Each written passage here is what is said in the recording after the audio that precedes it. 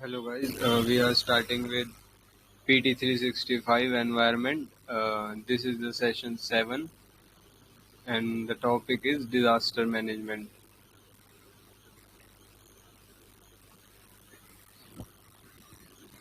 So इसमें first topic है state disaster response fund.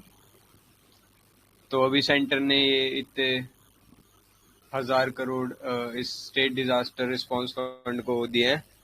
तो अभी मतलब इसका फर्स्ट इंस्टॉलमेंट दे दिया गया है फॉर द ईयर 2021 और 2022। ठीक है, तो अभी सेंटर ने क्या बोला है कि स्टेट अपना 50% अमाउंट यूज कर सकते हैं फॉर कोविड-19 मेजर्स। और जो भी मतलब cost of oxygen generation, ventilators, जो भी इन पे कॉस्ट आएगी वो सब। तो स्टेट डिजास्टर रिस्पांस फंड क्या होता है? ये डिजास्टर मैनेजमेंट एक्ट बना था जो हमारा 2005 वाला, उसके अंडर है। तो ऐसा ही एक नेशनल डिजास्टर रिस्पांस फंड है जो नेशनल लेवल पे है, फिर एक ये SDRF है जो कि स्टेट लेवल पे है। ठीक है। फिर सेंट्रल गवर्नमेंट ने क्या कहा है कि हम जो 90% कंट्रीब्यूशन होगा वो सेंट्रल गवर्नमेंट देगी और सभी स्टेट्स को, और बाकी जो स्टेट्स होंगे वो 10% देंगे SDRF के अंदर। तो 90%, 90:10 का रेशियो है। ठीक है। और इसमें जो ये है, It it is released in two equal amounts, two equal installments as per Finance Commission recommendation. और जो स्टेट डिजास्टर रिस्पांस फंड है shall be used only for providing immediate relief to the victims. ठीक है। और disasters क्या क्या cover है SDRF में? Cyclone, drought, earthquake, fire, flood etcetera. और last year ministry of home affairs ने डिसाइड किया था कि कोविड-19 को भी डिजास्टर डाल देंगे SDRF के अंदर। तो स्टेट गवर्नमेंट अपना 10% ऑफ फंड लोकल डिजास्टर्स के लिए भी यूज कर सकते हैं जो कि इन लिस्ट में नोटिफाई नहीं किए गए हैं। तो इसमें एक दो अथॉरिटीज बनी थी ना, एक तो तीन अथॉरिटीज थी। जैसे नेशनल डिजास्टर मैनेजमेंट अथॉरिटी थी, वो बनाई गई थी इस एक्ट के, डिजास्टर मैनेजमेंट एक्ट के अंडर। और एक स्टेट डिजास्टर मैनेजमेंट ऐसी अथॉरिटी फिर एक डिस्ट्रिक्ट लेवल पे भी थी। तो कोई बताएगा ये जो NDMA होती है इसका एक्स ऑफिशियो चेयरमैन कौन होता है? PM। हाँ, हाँ जी सर, करेक्ट, PM होते हैं एक्स ऑफिशियो चेयरमैन। और किसके अंडर आता है NDMA?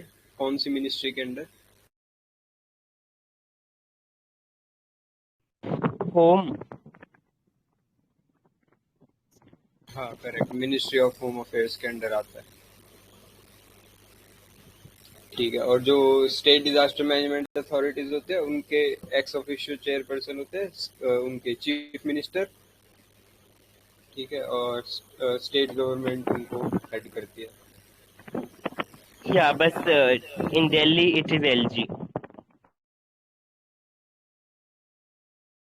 हाँ यस सर। अच्छा, एक और क्वेश्चन था, ये स्टैट्यूटरी बॉडी है क्या NDMA? Yeah, क्योंकि एक्ट के अंदर है तो।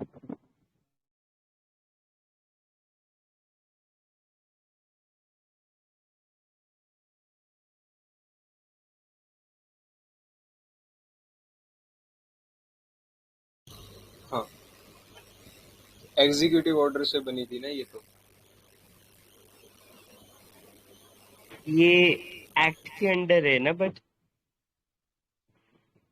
हाँ हाँ करेक्ट। तो स्टैट्यूटरी हुआ।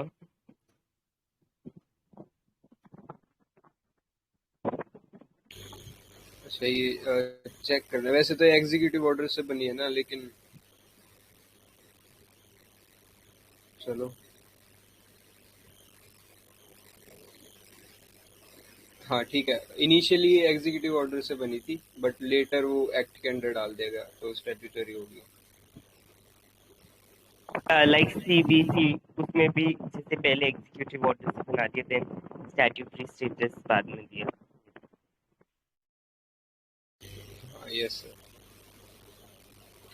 ठीक है। और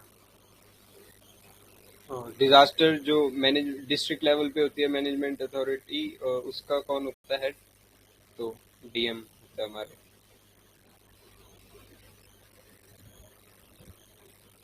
तो आगे चलते हैं।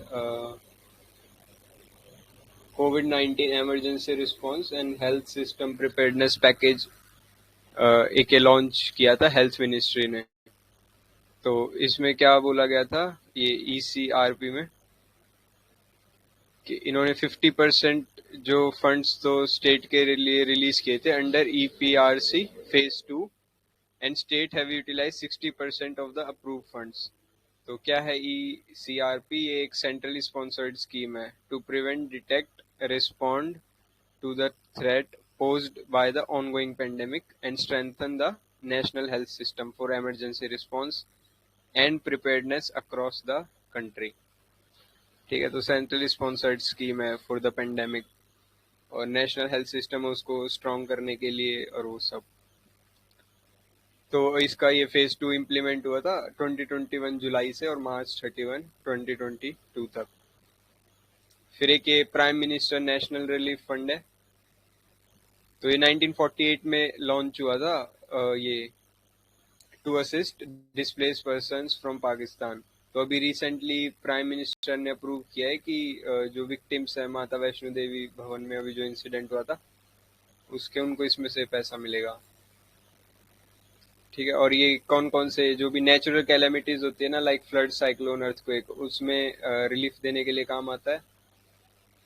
और इसको कोई बजटरी सपोर्ट नहीं है।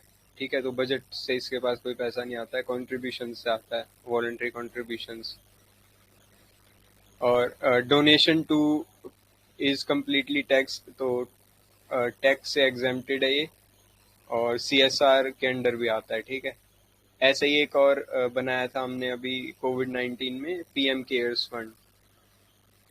तो उसमें और इसमें क्या डिफरेंस है, बस कि ये नेचुरल कैलेमिटीज और इन सब के लिए बना है, वो स्पेसिफिकली हमने कोविड-19 के लिए बनाया था पहले, और अभी रिसेंटली बना था। और पीएमई हमारे नरेंद्र मोदी ने मतलब उसे किया था लॉन्च।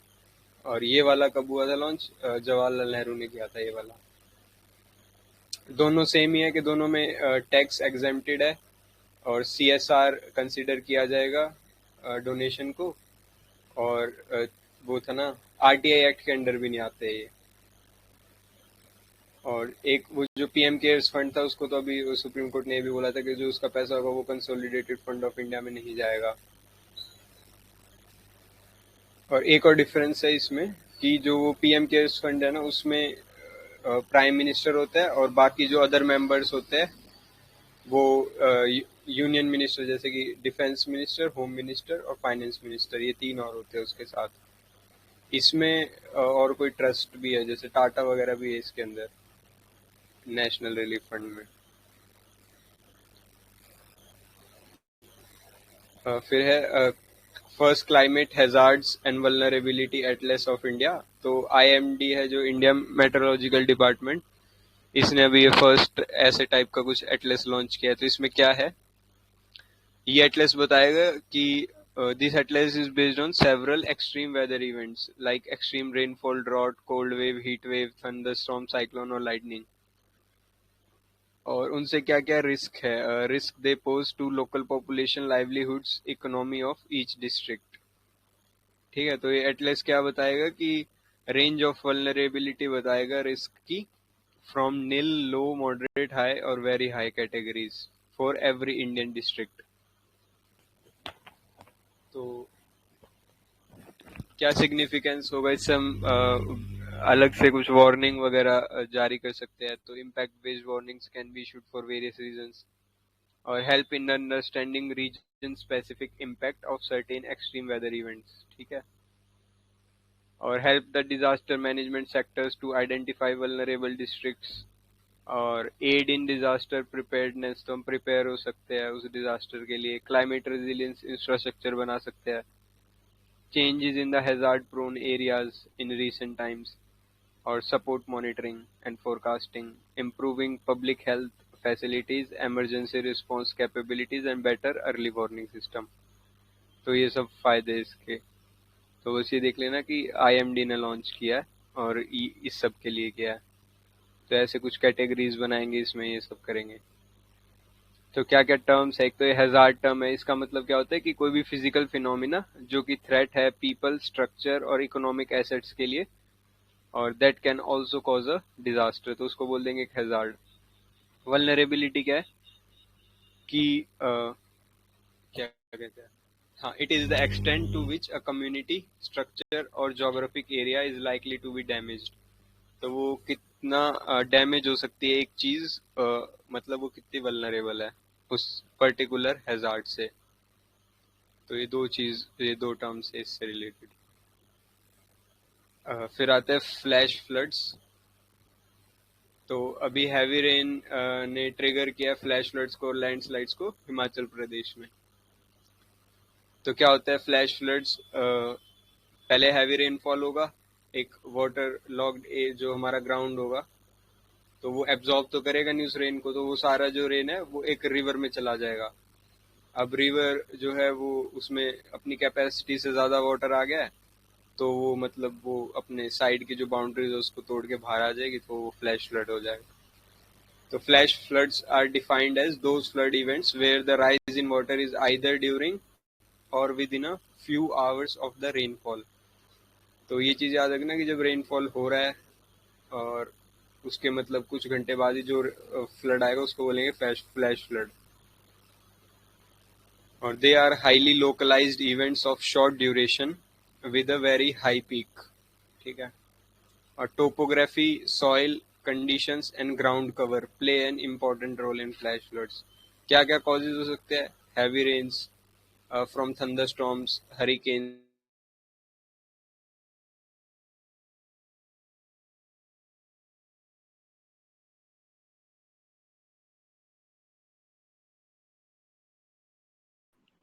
हैंग हो गया क्या भाई?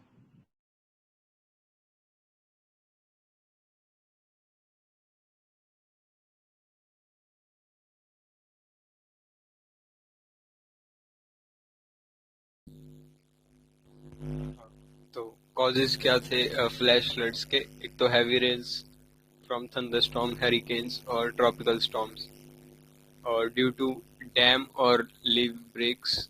ठीक है, तो डैम वगैरह टूट जाए तो वो सब, और glacial melt due to global warming और क्लाइमेट चेंज, और डिफॉरेस्टेशन एंड अर्बनाइजेशन। तो ये सारे कॉजेज है। क्या क्या मेजर्स लिए गए हैं? आईएमडी ने अभी लॉन्च किया एक flash flood guidance service for South Asia to provide warnings for flash flood threats and risk 6 and 24 hours in advance respectively। ठीक है, तो 24 hours पहले ही वो एडवांस में बता देंगे कि ऐसा होने वाला है। और strict implementation of building laws and demarcation of flood prone areas. और एक ये वाली चीज है कि एक intelligent flood warning system like I flows. ठीक है, इंटीग्रेटेड फ्लड वार्निंग सिस्टम है, तो ये चीज याद रखना। हाँ, फ्लड वार्निंग सिस्टम आई फ्लोज। फिर एक अर्बन फ्लडिंग क्या होता है? Submergence of usually dry area by large amount of water that comes from sudden excessive rainfall, an overflowing river, lake, melting snow or exceptionally high tide। तो किसी भी dry area का के अंदर वो ड्राई एरिया का सबमर्ज होना with large amount of water, तो उसको बोल देंगे अर्बन फ्लडिंग।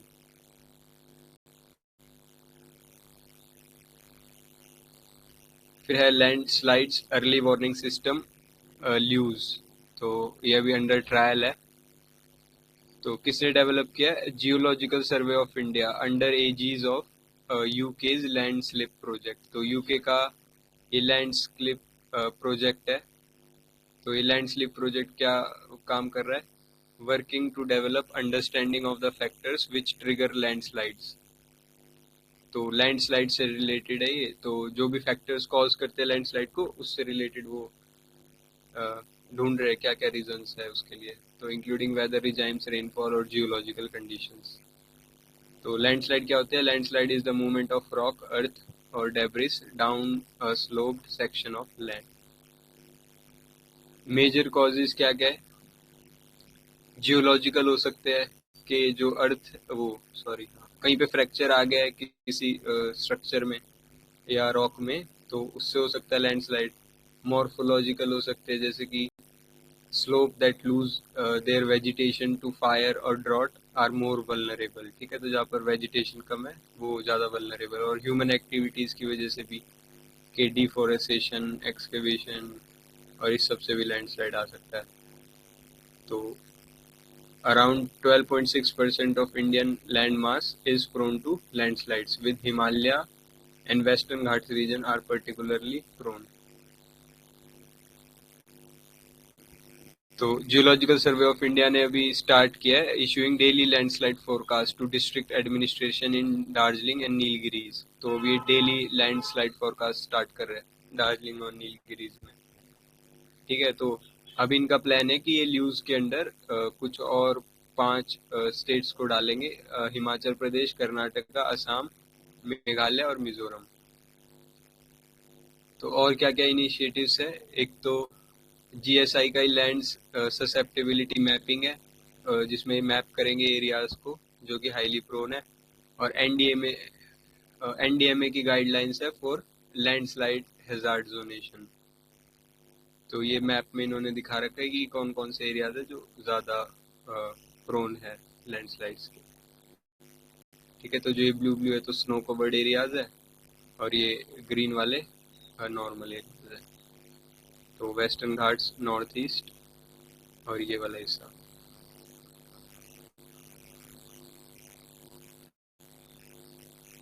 फिर है फ्लड प्लेन जोनिंग।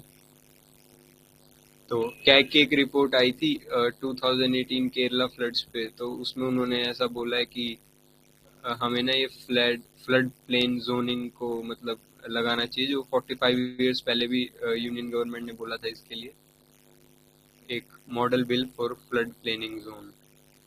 तो हम ऐसे जोन्स बना देंगे फ्लड प्लेन में। तो क्या इसमें ऐसे प्रायोरिटी रखी जाएगी कि ये वाली प्रायोरिटी होंगे, उसमें ये वाली एक्टिविटीज हो सकती है, प्रायोरिटी 2 में ये वाली, प्रायोरिटी 3 में ये। तो बेस्ड ऑन फ्लड फ्रीक्वेंसी क्या है, रेनफॉल फ्रीक्वेंसी क्या है, तो उसके बेसिस पे ये प्रायोरिटी जोन्स को डिसाइड किया गया है। ठीक है, क्या है ये flood plain zoning is aimed at demarcating zones or areas likely to be affected by floods and specify types of permissible developments in these zones to minimize the damage caused by floods. So flood plains are crucial for regulating flow of water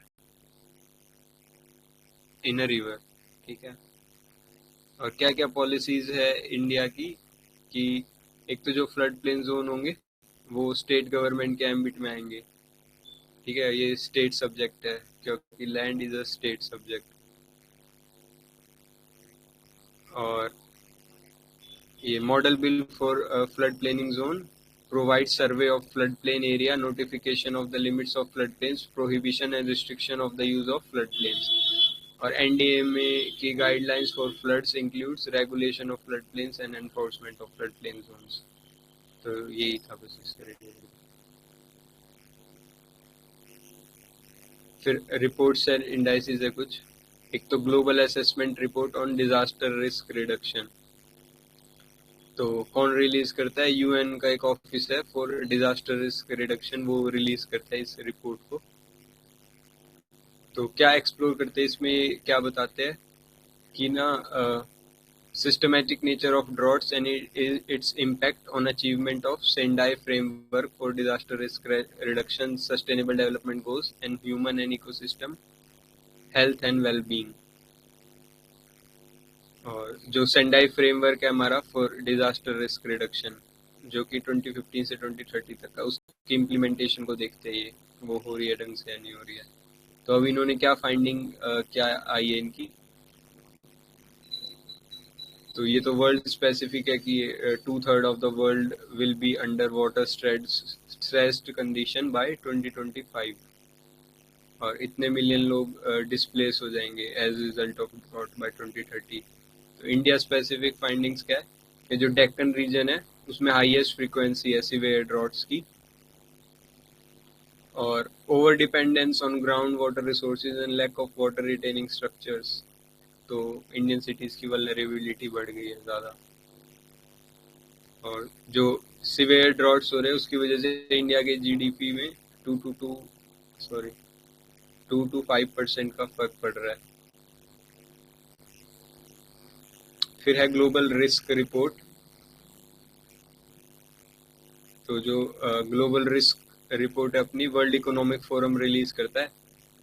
तो एक annual report है based on global risk perception survey and highlights key risk emanating across 5 categories: economic, environmental, geopolitical, societal and technological। तो इन चीज़ों पे क्या क्या risk है वो सब फाइंड करता है। क्या क्या फाइंडिंग्स है कि vaccine inequality and resultant uneven economic recovery. तो वैक्सीन इनइक्वालिटी की वजह से ये अनइवन इकोनॉमिक रिकवरी का रिस्क है। Economic stagnation, growing dependence on digital systems, worsening of climate change impact।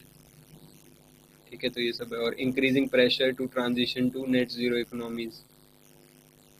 तो टॉप 5 ग्लोबल रिस्क तो ये सारे हैं: climate action failure, extreme weather, biodiversity loss, ये सब। इंडिया में क्या है? फ्रैक्चर ऑफ इंटरस्टेट रिलेशंस, डेब्ट crisis in large economies, widespread youth disillusionment, failure of technology governance or digital inequality. देख लो, इनसे थोड़े ज़्यादा ही अलग है ये। फिर है बिल्डिंग रेजिलियंस इंडेक्स। तो एक ये इंडेक्स है, ये किसने बनाया है? International finance corporation. और सपोर्ट किसने किया है? World bank. ठीक है, एक web based hazard mapping and resilient assessment framework है फॉर द बिल्डिंग सेक्टर। तो क्यों डिज़ाइन किया गया है ये?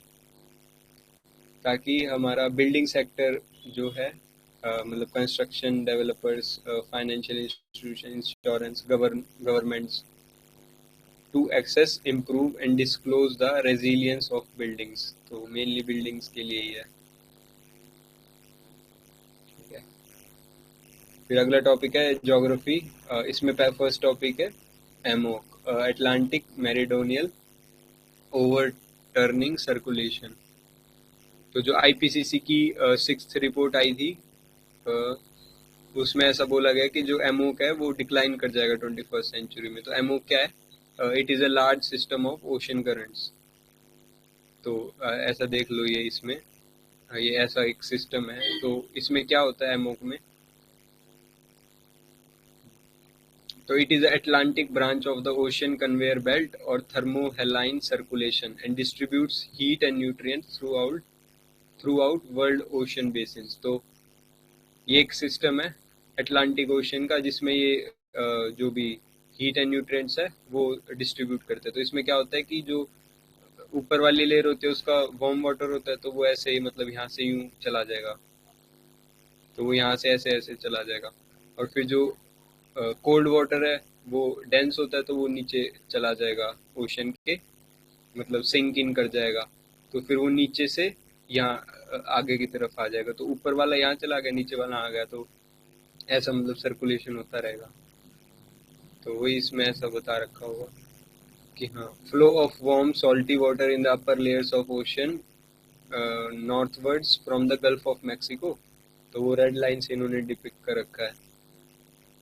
ठीक है, तो जो गल्फ स्ट्रीम है to the south and north Atlantic current further north, और cooling of water in the higher latitudes of Atlantic which makes the water denser, this denser water sinks, और फिर वो साउथवर्ड की तरफ मूव करता है। ठीक है, तो वो ब्लू लाइन से इन्होंने डिपिक्ट कर रखा है। तो ये है। फिर थर्मोहेलाइन सर्कुलेशन क्या होता है? एक तो ये प्रपोज किया था इन दोनों ने, हेनरी स्टॉमल और आर्नोल्ड आल्सन 1960 में। क्या होता है कि जो अपर लेयर होती है, जो 100 मीटर तक का ओशन सरफेस होता है, उसको कौन ड्राइव करता है? ओशन करंट्स, मतलब जो विंड्स होती है हमारी। और जो डीप ओशन करंट्स भी होते हैं एक, उनको कौन ड्राइव करता है? वाटर की डेंसिटी, मतलब which is controlled by temperature and salinity. तो उसको बोल देंगे थर्मोहेलाइन सर्कुलेशन। तो हाँ, ये नीचे दिया हुआ है। तो it is also known as global ocean conveyor or great ocean conveyor belt. तो the ocean's global circulation system play a key role in distributing heat energy, regulating weather and climate, and cycling water vital nutrients and gases. तो surface ocean currents और thermohaline circulation में क्या difference है? एक तो ये ना, इसको विंड सिस्टम जो है वो चलाता है by the energy of the sun. तो कहीं पे गर्म हो गया, कहीं पे ठंडा, तो उसकी वजह से ये विंड सिस्टम चलता है, उसकी वजह से ये सरफेस ओशन करंट्स चलते हैं। लेकिन जो थर्मोहेलाइन सर्कुलेशन है वो horizontal difference in temperature and salinity की वजह से चलता है। ठीक है, ये डीप इन द ओशन होता है। तो इसकी स्पीड क्या होती है? 5 to 50 सेंटीमीटर पर सेकेंड, लेकिन इसकी बहुत स्लो होती है 1 सेंटीमीटर पर सेकेंड। लेकिन इस ये कितने वॉल्यूम को मूव कर सकता है? लेस वाटर को, लेकिन ये बहुत ज़्यादा वाटर को। ठीक है, तो हमने देखा तो ऊपर 100 मीटर तक ओशन करंट्स, फिर उसके आगे ये थर्मोहेलाइन सर्कुलेशन शुरू हो जाता है। हाँ, तो अभी क्या हुआ है कि रिसेंटली डिक्लाइन क्या हो रहा है? तो उसका रीज़न है कि एक तो ये fresh water from melting Greenland ice sheets and Arctic region. तो आइस बहुत ज़्यादा मेल्ट हो रही है, उसकी वजह से क्या हो रहा है कि सैलिनिटी डिक्रीज हो रही है। क्यों? क्योंकि फ्रेश वाटर आ रहा है, तो उसकी वजह से सैलिनिटी डिक्रीज हो रही है, डेंसिटी डिक्रीज हो रही है वाटर की। तो वाटर जो है वो सिंक नहीं हो रहा बॉटम तक। और वीकनिंग ऑफ गल्फ स्ट्रीम, तो ग्लोबल वार्मिंग की वजह से गल्फ स्ट्रीम वीक हो गया है बाय 34 to 45%, मतलब हो जाएगा इतना। और dilution due to increase rainfall and river run off, तो रेनफॉल ज़्यादा हो रही है तो उसकी वजह से डाइल्यूट हो रहा है वाटर बहुत। क्या क्या इम्पैक्ट होगा इसका? एक तो रीजनल क्लाइमेट पे इम्पैक्ट होगा, सी लेवल राइज हो जाएगा यूएस की कोस्ट पे, ईस्ट कोस्ट पे। और changes in seasonal cycle, temperature, nutrient conditions in Atlantic maritime ecosystems, जो कि डिसरप्ट करेगा फिश पॉपुलेशन और अदर मैरीन लाइफ को। फिर कोलैप्स हो जाएगा जब एमोक, तो ये टिपिंग पॉइंट्स है एक चीज़। तो टिपिंग पॉइंट्स देख लेते क्या होता है कि टिपिंग पॉइंट्स का मतलब होता है these are thresholds where a tiny change could push a system into completely new state. तो अगर यहाँ पर थोड़ा सा भी चेंज करोगे तो वो बिल्कुल ही बदल जाएंगे। जैसे कि ये इन्होंने 9 टिपिंग पॉइंट्स दे रखे हैं: Amazon rain forest, Arctic sea ice, coral reefs, green ये परमाफ्रॉस्ट, ये व्हीकल्स बेसिन, तो ये अंटार्कटिका में है। ठीक है, और एटलांटिक सर्कुलेशन और बोरियल फॉरेस्ट, तो बोरियल फॉरेस्ट नॉर्थ अमेरिका में।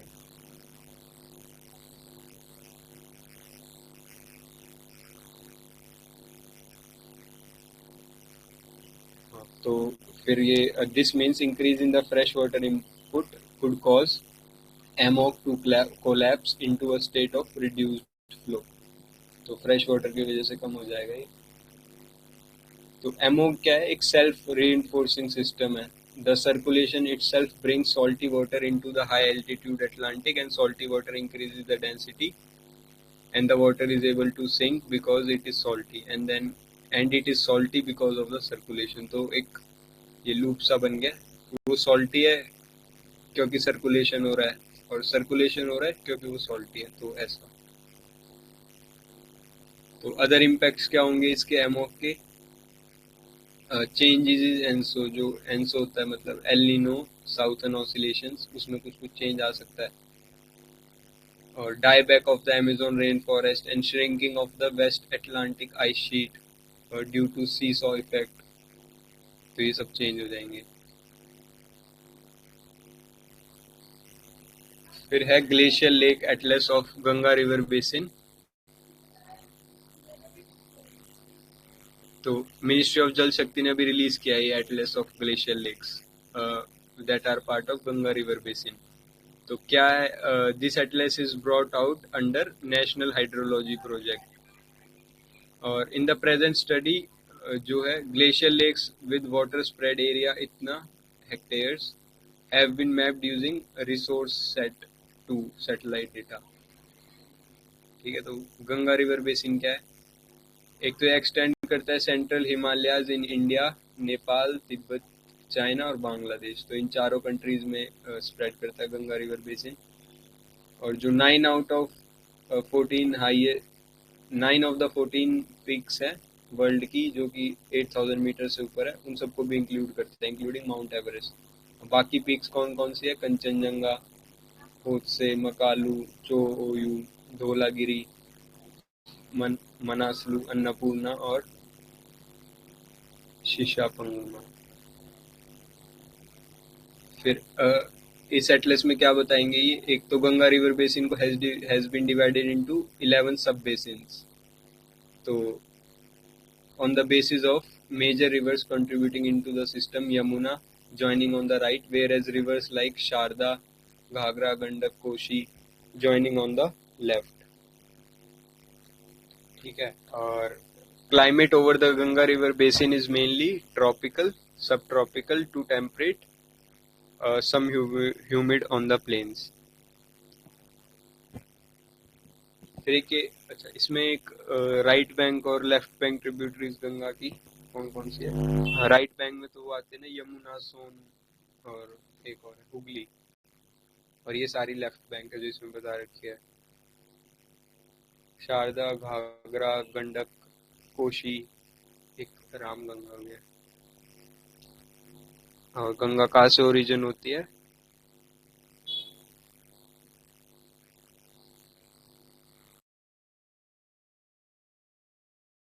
गंगोत्री। हाँ करेक्ट, गंगोत्री से ओरिजिन होती है एज भागीरथी ना। और फिर वो एक अलकनंदा ओरिजिन होती है, वो कहाँ से होती है? बद्रीनाथ। ठीक है। और केदारनाथ से एक मंदाकिनी होती है। फिर वो तीनों अलग अलग जगहों पे मिलते हैं। 5 प्रयाग है ना, वहाँ पे मिलती है। क्या नाम है उन 5 प्रयाग का?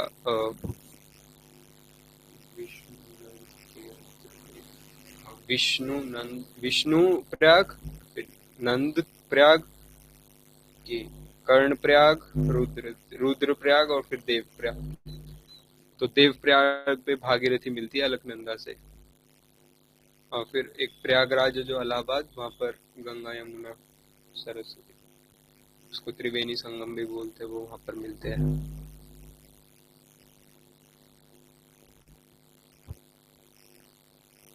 फिर ये नेशनल हाइड्रोलॉजी प्रोजेक्ट है, तो मिनिस्ट्री ऑफ जल शक्ति के अंडर है, to improve the extent, quality and accessibility of water resource information. ठीक है। इन्होंने कि नेशनल रिमोट सेंसिंग सेंटर बनाया है इसरो ने। तो ये क्या कर रहे हैं? हाइड्रोलॉजिकल स्टडीज कर रहे हैं using satellite data and geospatial techniques. तो ये ग्लेशियर लेक क्या होती है? Water mass existing in a sufficient amount and extending with a free surface in, under, beside or in front of a glacier, originating from glacier activities or retreating process of glacier। तो glacier की वजह से जो lake बन रही है उसको बोलेंगे ग्लेशियर लेक। तो a glacier retreat, the formation of glacial lakes takes place behind moraine or ice dam। moraines क्या होते हैं?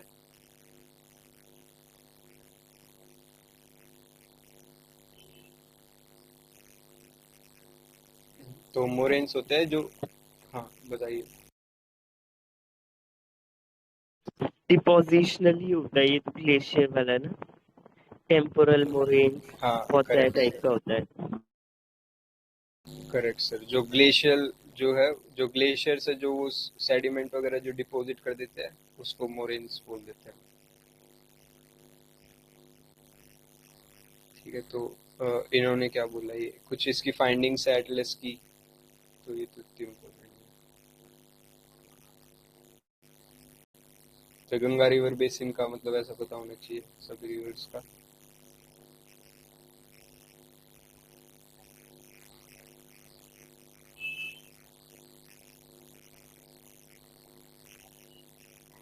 फिर हाँ ये minimum number of glacial lakes are present in Yamuna sub-basin and then in Sarda sub-basin। तो glacier ice dam lake is only one in the entire Ganga river basin and is located in Gandak sub-basin। ठीक है। और उत्तराखंड के पास सबसे ज्यादा share है Uttarakhand shares 93% of lake count, और उसके बाद 6% है हिमाचल प्रदेश। तो each glacial lake has given a 12 alpha numeric unique glacial lake ID. तो ये भी इम्पोर्टेंट चीज है। फिर एक मैप सा देखा इन्होंने, बता रखा गंगा रिवर बेसिन कहाँ कहाँ पर है। अच्छा, गंगा रिवर जो है वो कौन से स्टेट से पास करती है?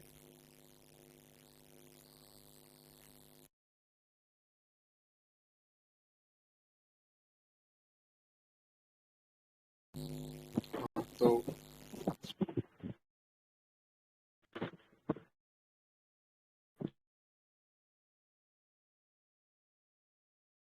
हाँ बताइए sir. Uttarakhand, then UP, Bihar और वेस्ट बंगाल, है ना? और कैचमेंट एरिया में ज्यादा होगा। Correct sir. अगर गंगा रिवर बेसिन पूछेंगे तो फिर झारखंड वगैरह भी आ जाएंगे उसमें, लेकिन Ganga river as a river सिर्फ 4 स्टेट से पास करती है, फिर बांग्लादेश में चली जाती है।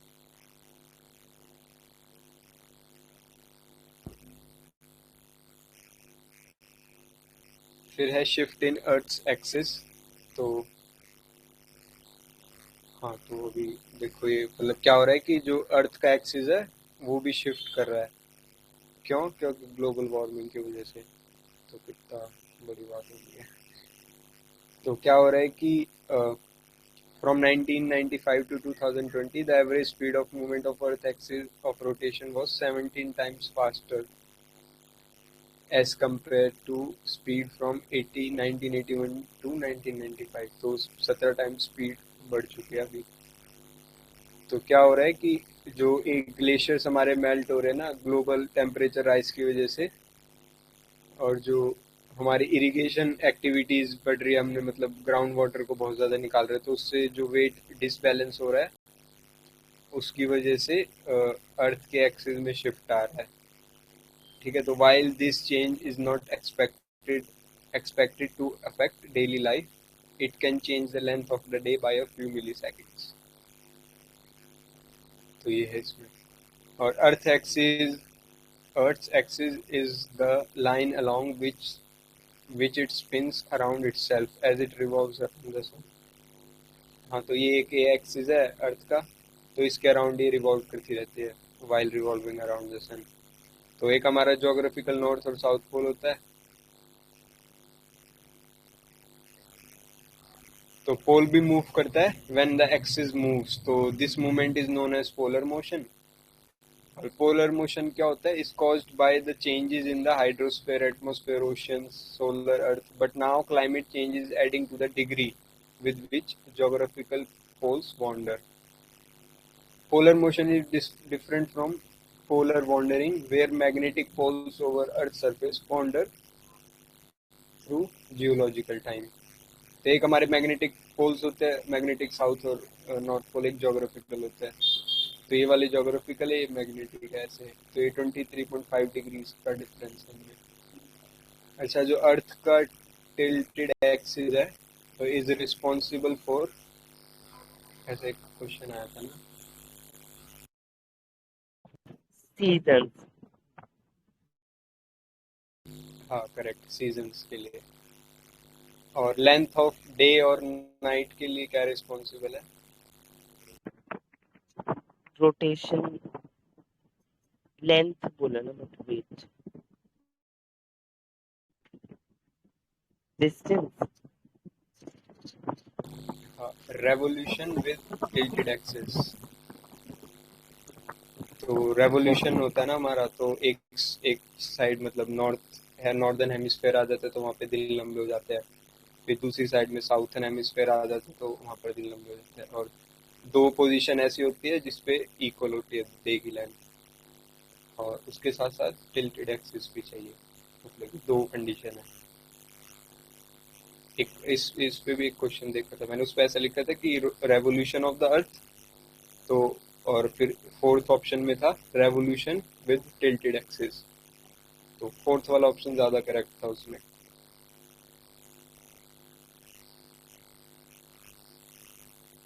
फिर आता है लॉन्ग रेंज फोरकास्ट। तो जो हमारा आईएमडी है उसने अभी ये month wise long range forecast निकालेंगे वो जून टू सितंबर, ठीक है, मॉनसून सीजन के लिए। तो आईएमडी जो है वो एस्टेब्लिश हुआ था 1875 में। It is the national meteorological service of the country and the principal government agency in all matters relating to meteorology and allied subjects. क्या क्या फंक्शन है?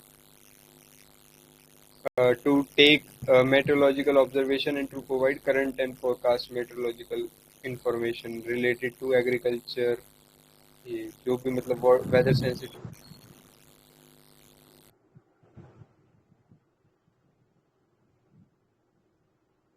कुछ बोल रहे हो क्या सर?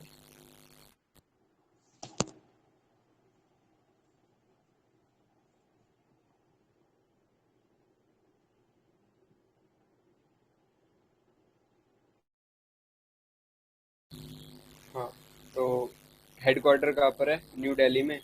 और ये वार्न करते हैं against weather phenomena like tropical cyclone, nor'wester, dust storm, heavy rains, snow, cold heat waves, ये सब। तो ये इनके कुछ फंक्शंस है। तो अभी ये क्या होगा, मंथ वाइज जो लॉन्ग रेंज फोरकास्ट निकालेंगे ना, वो हेल्पफुल होगा हमें increasing unpredictability of the rainfall due to climate change. तो अभी तक ये दो स्टेज में निकालते थे, एक तो अप्रैल में और फिर एक मई जून में। अभी मतलब मंथ वाइज निकालेंगे डायरेक्ट फ्रॉम जून टू सितंबर।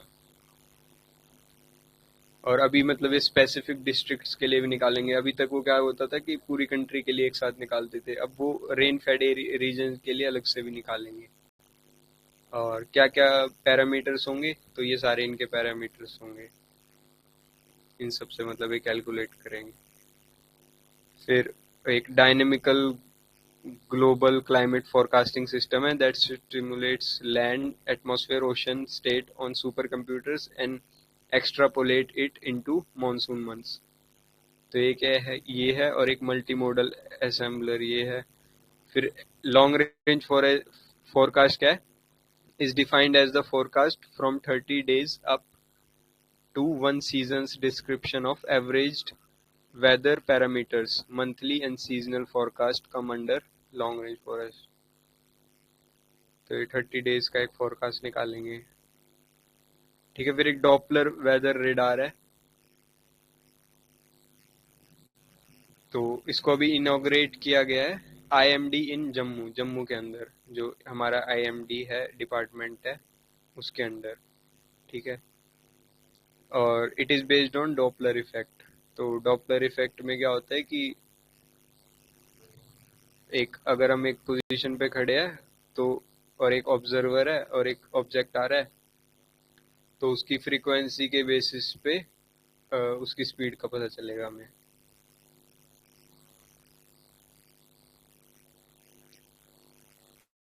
तो टू मॉनिटर वेदर, ये तो ये क्या सेंस करेगा, electromagnetic energy into the atmosphere which was reflected back to the radar by rain drops और स्नो। तो ये तो ऐसे ही एक अर्ली वार्निंग सिस्टम भी बनाएगा for events of severe weather for protecting life and property. फिर ये इम्पोर्टेंट है डीप ओशन मिशन, तो अभी कैबिनेट ने इसे अप्रूव कर दिया है। तो क्या करेंगे हम इसमें कि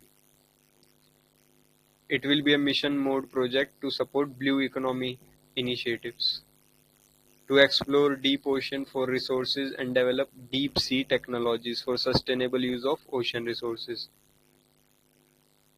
तो mission will be implemented in phase wise manner over a year of 5 years। तो नोडल मिनिस्ट्री कौन है? Ministry of earth sciences.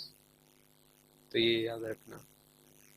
और इंडिया का एक first manned mission, manned ocean mission launch हुआ है, लॉन्च करेंगे हम इस स्कीम के अंडर, डीप ओशन मिशन के अंदर, समुद्रयान।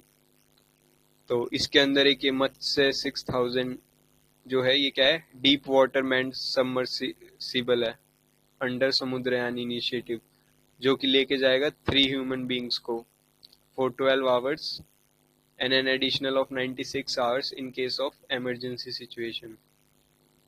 ठीक है, तो ये नाम याद रखना कि समुद्रयान तो हमारा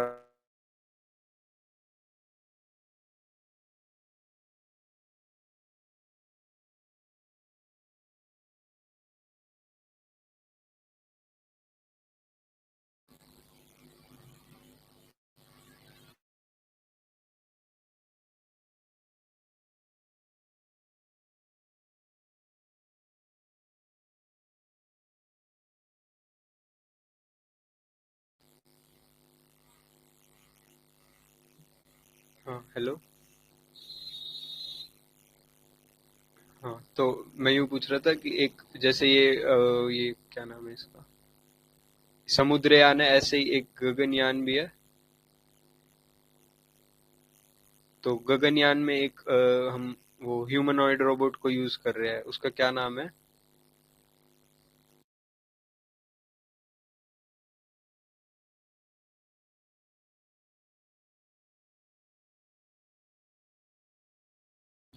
हेलो।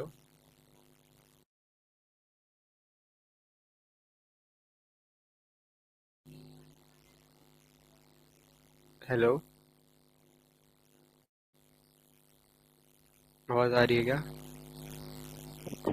या आवाज तो आ रही है। अच्छा ओके। हाँ वो व्योम व्योम मित्र है ना। व्योम। मुझे हाँ। सोफिया याद आया था, सोफिया सऊदी अरेबिया वाला है ना। हाँ वही। वो वुमेन है और वो व्योम मित्र हाफ वुमेन। उसका सिर्फ ऊपर वाला हिस्सा है, नीचे वाला नहीं है। और क्या कंपोनेंट्स है इस मिशन के? एक तो वो ये मैन मिशन होगा जो कि 3 पीपल को ले जाएगा up to depth of 6,000 metres, तो ये मत्स्य 6,000 के नाम से ऐसे याद रखना। फिर हम इसमें क्या करेंगे? Mining of polymetallic nodules. तो पॉलीमेटेलिक नोड्यूल्स में काफी सारे मिनरल्स भी होते हैं ना? पता है क्या किसी को क्या क्या होता है? मतलब पॉलीमेटिक नोड्यूल्स चीज क्या है वो? निकल होता है, आयरन होता है, ये दो ज्यादा है।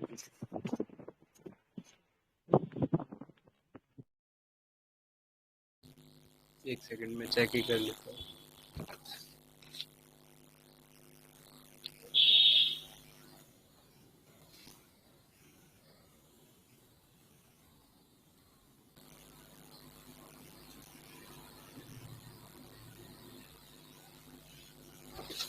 हाँ तो निकल, कॉपर, कोबाल्ट, तो ये सब होता है।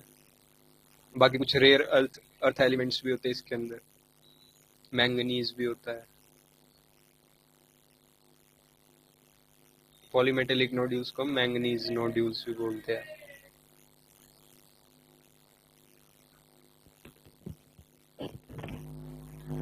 ठीक है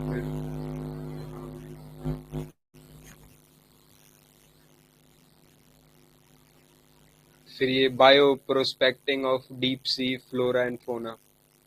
तो बायो प्रोस्पेक्टिंग जो टर्म है इसका क्या डेफिनेशन है? मतलब ऐसा पूछ ही लेते हैं वो डेफिनेशन इस टाइप से। तो जो बायो प्रोस्पेक्टिंग का क्या मतलब होता है कि कोई भी जो बायोलॉजिकल रिसोर्सेज से कोई भी चीज बनी है ना, उसका हम बेनिफिट ले सके और उसको कैसे यूज करना है वो सब, तो उसको बोलते हैं बायो प्रोस्पेक्टिंग।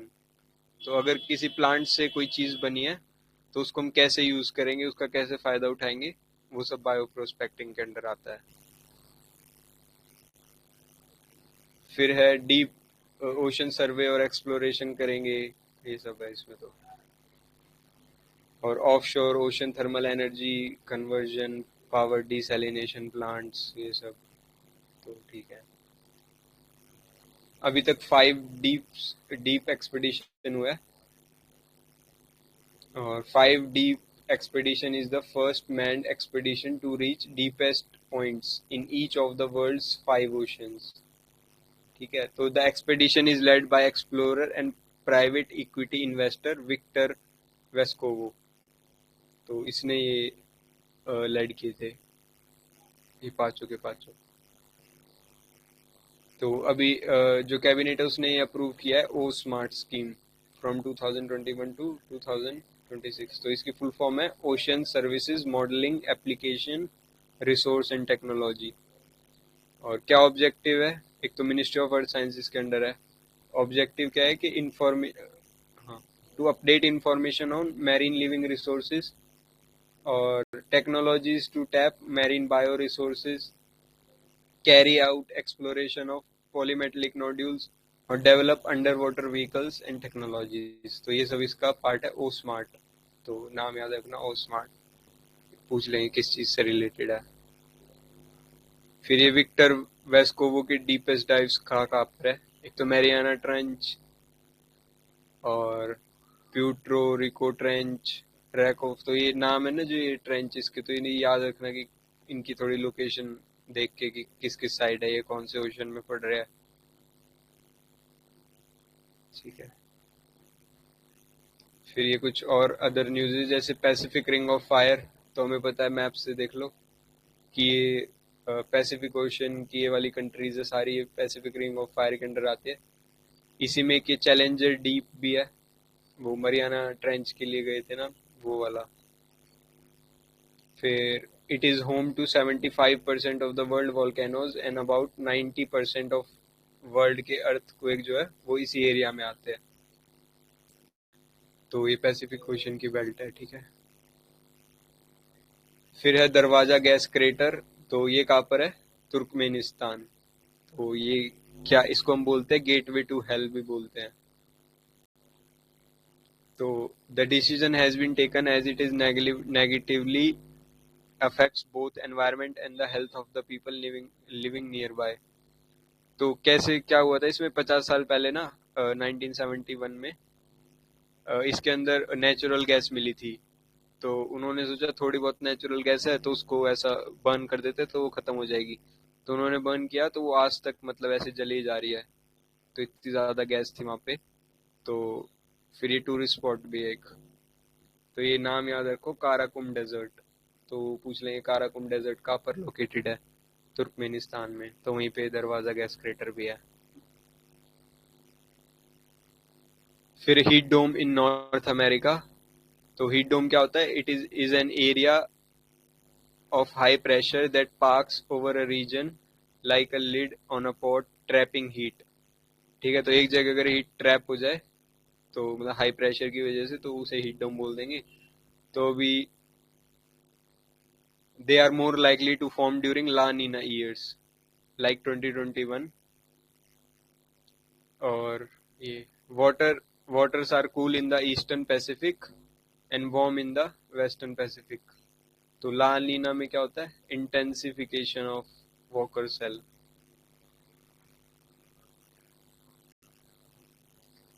और तो यही है इसमें। तो फिर आता है टर्बिडिटी करंट। टर्बिडिटी, हाँ। तो ये कहाँ पर हो रहा है?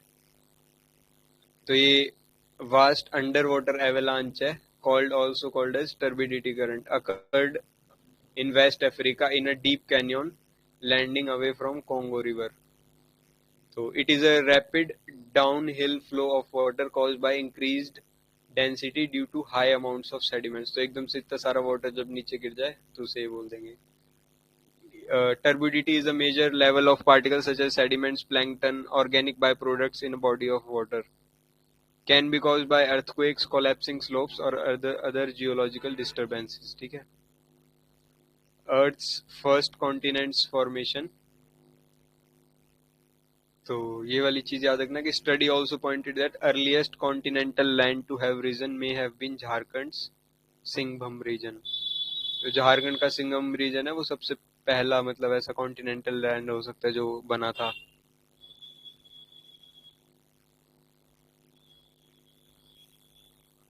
तो research tend to break another notion that continents rose due to plate tectonics। तो अभी तो ये ऐसा बोल रहे हैं।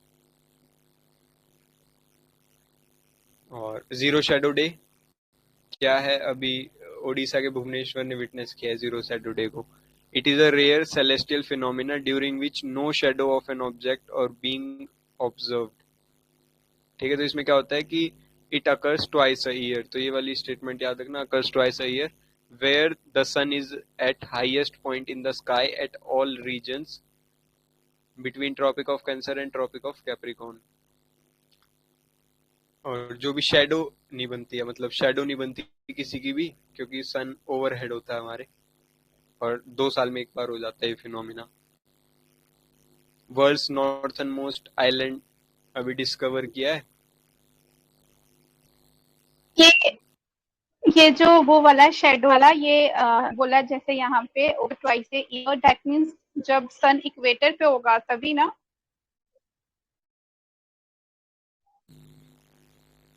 हाँ, इन्होंने बोला ना कि सन हाईएस्ट पॉइंट पे होगा ट्रॉपिक ऑफ कैंसर और कैप्रिकॉर्न दोनों दोनों में।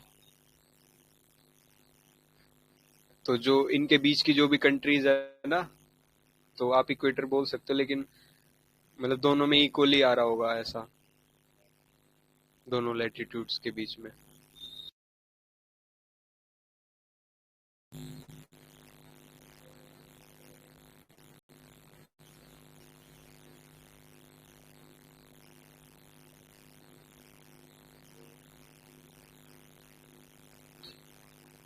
फिर है वर्ल्ड्स नॉर्थन मोस्ट आइलैंड, तो अभी ये डिस्कवर हुआ है ग्रीनलैंड के, यहाँ पर मैप में देख लो नॉर्थ में। इसको हम ये उडाक भी बोल देंगे ये। तो अर्थ का नॉर्दर्न मोस्ट आइलैंड है ये। New island is made up of seabed mud and moraine. तो मोरेन हमने देखा था क्या होता है, एंड हैज नो वेजिटेशन। तो वर्ल्ड का लार्जेस्ट आइलैंड कौन सा है, Greenland. Second largest New Guinea, और फिर थर्ड बोर्नियो, फोर्थ मेडागास्कर। फिर आता है साउथर्न ओशन, तो ये वर्ल्ड का फिफ्थ ओशन अभी रिकॉग्नाइज किया गया after Pacific, Atlantic, Indian, Arctic ocean के बाद ये फिफ्थ ओशन है साउथर्न ओशन। फिर it constitutes most of the water that surround Antarctica, तो ये सब है excluding the Drake passage and Scotia sea. ठीक है, तो ये मैप में देख लो, ये ड्रेक पैसेज है और ये स्कॉटिया सी है, तो ये साउथर्न ओशन से बाहर है।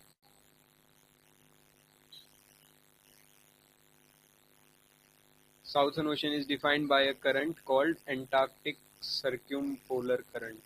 तो ये वाली चीज याद रखना। ठीक है, फिर कुछ रिवर्स सी न्यूज में जिनके वो देख लो, भोगदोई रिवर कहाँ पर है, नागालैंड में है। ओरिजिन है ये वाला hills, flows through Jorhat before joining Dhansiri river. तो धनसिरी रिवर की को ज्वाइन करती है ये बाद में। और it is the south bank tributary to Brahmaputra.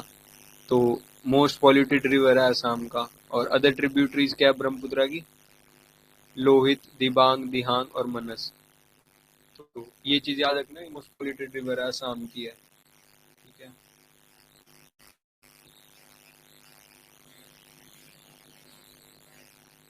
फिर कमेंग रिवर अरुणाचल प्रदेश।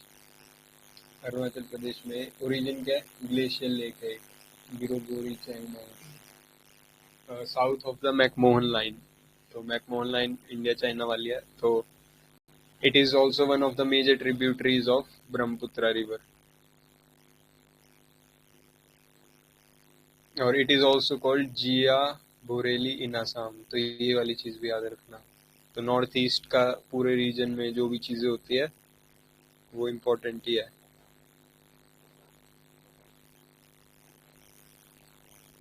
फिर है महानदी। तो महानदी का ओरिजिन क्या है, north of West Bengal from the hills of Darjeeling, और ट्रिब्यूटरी है गंगा की, and flows into Bangladesh. Sabarmati river Aravalli hills of Rajasthan origin है, flows through Rajasthan and Gujarat. और ट्रिब्यूटरीज कौन कौन है, ये सारी ट्रिब्यूटरीज। ठीक है, अदर फीचर्स क्या है कि अहमदाबाद और गांधीनगर इसके उस पे है, बैंक पे, इम्पोर्टेंट सिटीज है दोनों। फिर महाकाली रिवर जो है ये है उत्तराखंड में, काला पानी। ठीक है, और ऑल्सो नोन एज शारदा और Kali river. It joins Ghaghara river which is a tributary of Ganga, और it forms the boundary of Uttarakhand Kumaon division in Nepal. तो ये याद रखना, इस पे डिस्प्यूट भी था। फिर था लूखा रिवर, तो ये कहाँ पर है, हाँ मेघालय में है। तो अभी यहाँ पे एक फिनोमिना हो रहा है, ये फाइकोरेमिडिएशन। तो क्या है ये फिनोमिना, डीऑक्सीफिकेशन प्रोसेस है, डिटॉक्सिफिकेशन सॉरी। तो रिवर को डिटॉक्सिफाई कर रहे हैं तो उसको बोलते हैं ये प्रोसेस, तो याद रखना है ये भी। फिर है चालाकुडी रिवर, तो केरला में है, 5th लॉन्गेस्ट रिवर है केरला का, और ओरिजिन है अन्नामलाई हिल्स। फिर गिरी रिवर हिमाचल प्रदेश, ठीक है, फ्लोज थ्रू, ये शिमला वगैरह से फ्लो करती है, और ट्रिब्यूटरी है यमुना की। फिर पब्बर रिवर, ये चंद्र नहन ग्लेशियर से फ्लो करती है, ट्रिब्यूटरी है टॉन्स रिवर की, और टॉन्स रिवर यमुना की ट्रिब्यूटरी है। फिर महानदी एंड ब्राह्मणी रिवर, ये दोनों इंपॉर्टेंट है। तो ओरिजिन क्या है महानदी रिवर का? छत्तीसगढ़, ठीक है। ट्रिब्यूटरी, ये सारी ट्रिब्यूटरीज है, लेफ्ट बैंक और वो देख लेना। और फिर अदर फीचर्स क्या है, एक तो हीराकुद डैम है महानदी रिवर पे, जो कि लॉन्गेस्ट मैन मेड डैम है। और बामनी रिवर झारखंड से ओरिजिनेट होती है। ट्रिब्यूटरी कौन कौन सी है, संख रिवर है, ये सब है। फिर ड्रेन कर जाती है बे ऑफ बंगाल एज रिवर मायपुरा। फिर उंगोत रिवर शिलोंग, ठीक है। फीचर्स क्या क्या है, एक तो natural boundary between Jayant and खासी हिल्स, ठीक है, तो ये रिवर याद रखना। उमोंग गेटवे टू बांग्लादेश भी है ये। फिर इंटरनेशनल रिवर्स कौन सी न्यूज में थी, नाइल रिवर, तो इम्पोर्टेंट है। इट लॉन्गेस्ट रिवर एक तो वर्ल्ड का। It rises south of the equator and flows from south to north through eastern Africa. तो याद रखना कि ये साउथ से नीचे से मतलब ऊपर की तरफ जा रही है। It covers a distance of this and empties into Mediterranean sea in Egypt, Alexandria नाम है उस जगह का। और ये सारी जगहों को मतलब कंट्रीज को इंक्लूड करती है ये। इसकी 3 मेन ट्रिब्यूटरीज कौन सी है, व्हाइट नाइल, ब्लू नाइल और अटबरा, ठीक है। व्हाइट नाइल जो है वो लेक विक्टोरिया से शुरू होती है, जो कि अफ्रीका की लार्जेस्ट लेक है। और जो लेक विक्टोरिया है वो इन 3 कंट्रीज के बॉर्डर पे है, युगांडा, कीनिया और तंजानिया। और ब्लू नाइल का सोर्स क्या है, लेक टाना, इथोपिया में, ठीक है, वो हमने कल भी देखा था। और सेकंड लॉन्गेस्ट रिवर कौन सी है वर्ल्ड की, तो वो अमेजोन है। लार्जेस्ट रिवर अमेजोन, हाँ बोलिए मैम।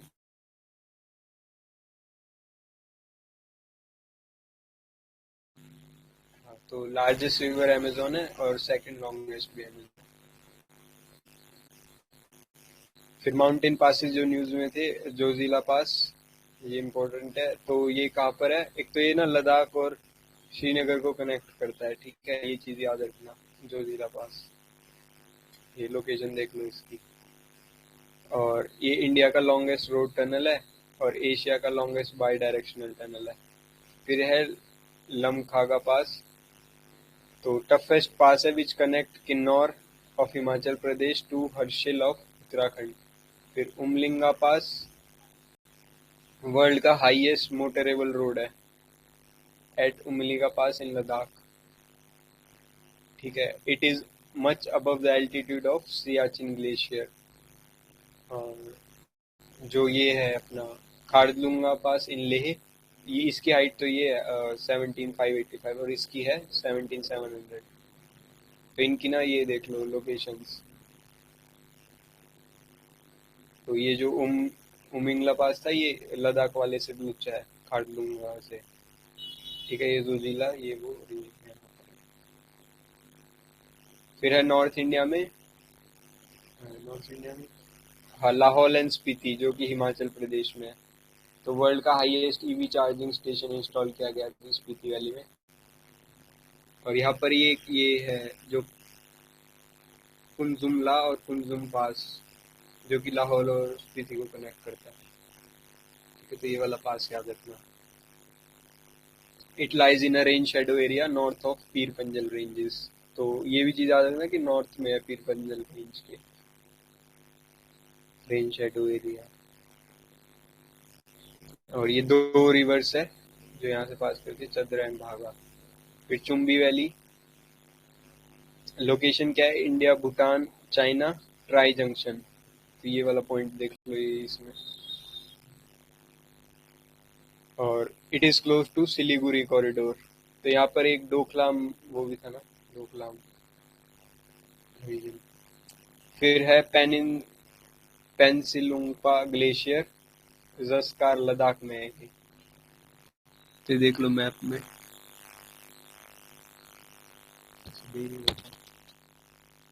चलो जंस्कार में, ये याद रखना, ये रहा जंस्कार।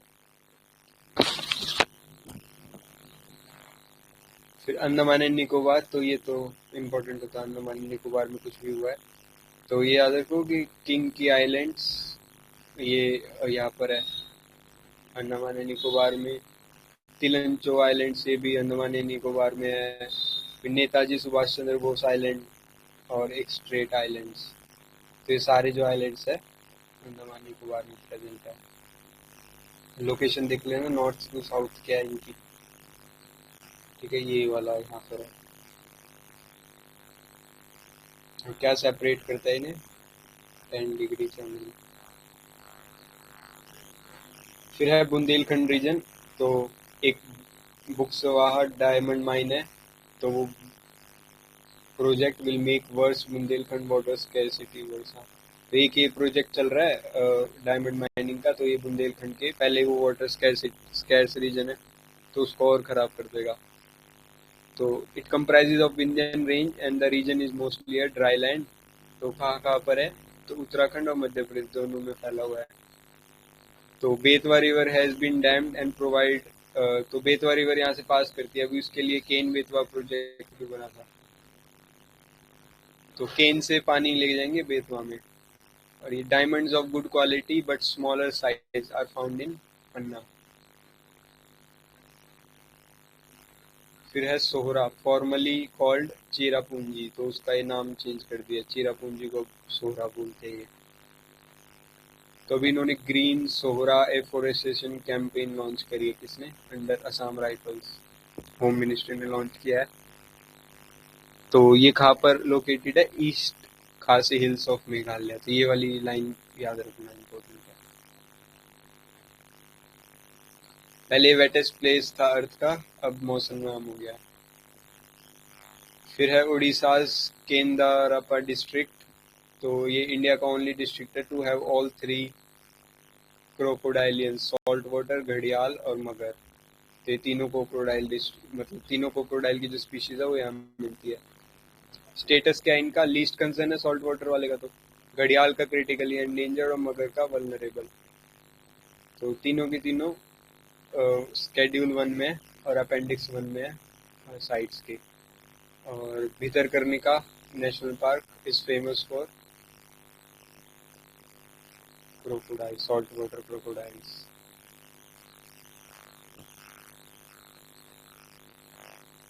फिर गुजरात में ये मैप दिया हुआ है, इसमें देख लो कि ये वाला फॉल्ट कहाँ पर है, बन्नी ग्रासलैंड से। तो PYQ था कि एक तो एशिया के लार्जेस्ट ग्रासलैंड्स है और यहाँ पर मलधारी ट्राइब्स होती है। ठीक है, और ये वाला क्वेश्चन आया था, प्रोपिस जूलिफेरा फ्रॉम हेलीकॉप्टर्स। तो ये इन्वेजिव स्पीशीज है।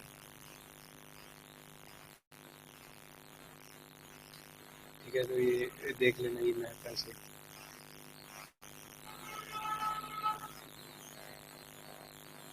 फिर वॉल्केनोज कुछ जो न्यूज में थे कि ये किलाउ वोल्केनो जो कि USA में है।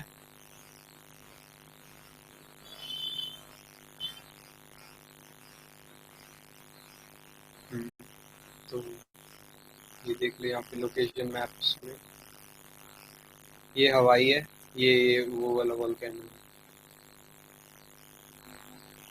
फिर ये कुम्बेर ये कैनरी आइलैंड्स में। तो कैनरी आइलैंड स्पेन के, ये वेस्टर्न जो अफ्रीका है ना हमारा, उसके पास लाई करते हैं कैनरी आइलैंड्स।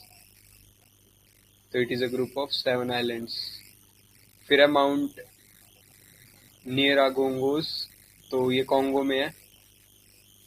तो ये देख लो इसकी लोकेशन यहाँ पर।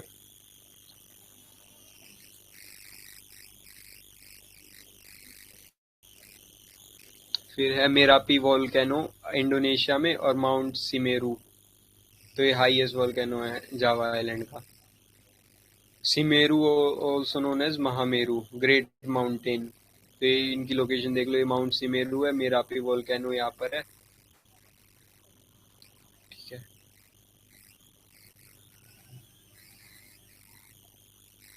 हाँ, फिर ये वोल्केनो माउंट एसो है जापान में, ये इसकी लोकेशन यहाँ पर है। ये माउंट फूजी है,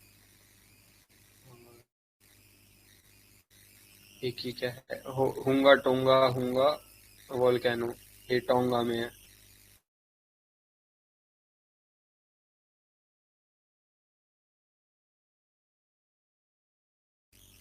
साउथर्न पैसिफिक ओशन में, located near Fiji and Samoa. तो ये लोकेशन याद रखना है इसकी। फिर है लेक टैंगेनिका, ईस्टर्न अफ्रीका में है। तो एक तो ये second largest lake, fresh water lake है, और in volume after lake Baikal of Russia, ठीक है। तो इम्पोर्टेंट है, ये याद रखना। तो ये लेक के इनके देख लो, एक तो ये लेक विक्टोरिया हमने देखा था, 3 कंट्रीज के बॉर्डर पे है। तो ये तंजानिया और ये वाला लेक है ये, ठीक। फिर है लेक ताहोए, यूएसए में है। तो ये इसकी लोकेशन है। हिंदू कुश हिमालयास, तो कौन कौन सी कंट्रीज में, Afghanistan, Bhutan, Bangladesh, China, India, Myanmar, Nepal and Pakistan. तो ये वर्ल्ड का 3rd लार्जेस्ट स्टोरेज है फ्रोजन वाटर का आफ्टर एंटार्क्टिका, तो इसको हम 3rd पोल भी बोलते हैं। तो ये पूरा हिस्सा जो है 3rd पोल है, हमने कल भी देखा था ये। फिर है एडू एटोल। तो Addu atoll is the southern most island group in the Maldives region. तो ये देख ले, मेल है कैपिटल इसकी मालदीव्स की, और ये एडू एटोल कहा गया, हाँ ये रहा एडू एटोल, ये रहा।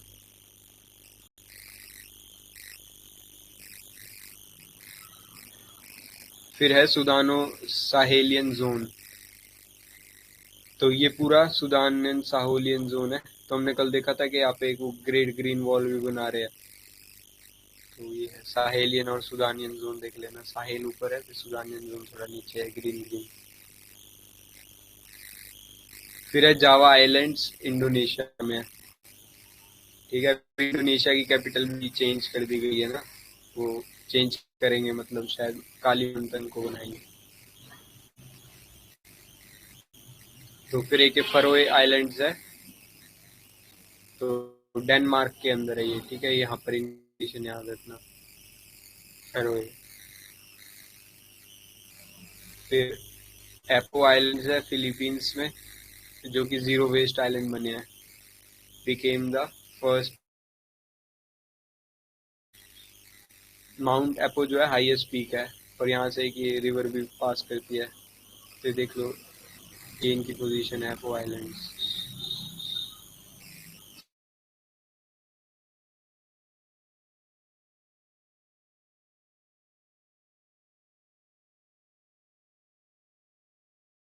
उसको ब्लैक सी के साथ कौन कनेक्ट करता है, बोस्पोरस स्ट्रेट। ये वाली चीज याद रखना कि Pedieos is the longest river in Cyprus, और ये 3rd लार्जेस्ट आइलैंड है मेडिटेरियन सी का, और वर्ल्ड का फर्स्ट एक म्यूजियम बना रहे हैं, जो वर्ल्ड का first under water forest with over, ये यहाँ पर है, वर्ल्ड का first under water forest Cyprus में। आइसलैंड, तो ये आइसलैंड है। लार्जेस्ट रिवर ये, हाईएस्ट पीक ये है। तो रिवर देख लेना, मतलब कि नाम है तो कहाँ पर है, बस इतना ही बताओ। पेरू, तो पेरू है, ये इसकी कंट्री है। तो पेरू हम काफ़ी पढ़ते हैं। तो यहाँ पे वर्ल्ड के लार्जेस्ट रेन फॉरेस्ट है अमेजोन, और covers nearly half of the Peru, ठीक है। यहाँ पे एक ये जो करंट आता है, कोल्ड पेरू करंट, ठीक है। और यहाँ पर लेक टिटिकाका है, और एंडीज माउंटेन्स है। तो इम्पोर्टेंट है, ये चीज़ याद रखना है यहाँ पर। फिर है ग्रीस। ग्रीस ये है, इसकी कैपिटल है एथेंस। तो सीखता ही है, मतलब लोकेशन देख लो इसकी, एथेंस इसकी कैपिटल है। ये इसकी कुछ वाटर बॉडीज है, एजियन सी, सी ऑफ क्रेटे। फिर साइबेरिया, जो अपना साइबेरिया है, हाँ ये साइबेरिया है रशिया में, also known for its harsh winters. तो Siberia extends from the Ural mountains to the Pacific oceans. तो यहाँ से यहाँ तक का पूरा ये साइबेरिया है। और फिर नेपाल, तो नेपाल फॉल्स इन द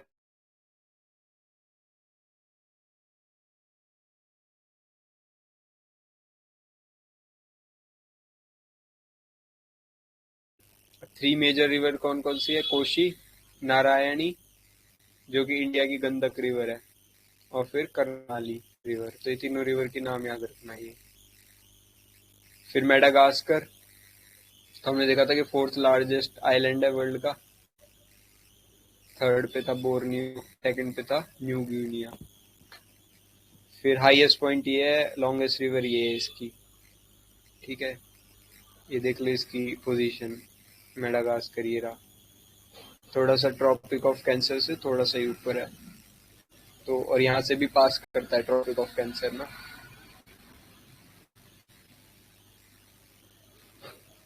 और ये देख लो यहाँ पर लेक विक्टोरिया से पास कर रहा है इक्वेटर। खत्म हो गया, हाँ तो खत्म हो गया PT. Thank you guys for joining the session.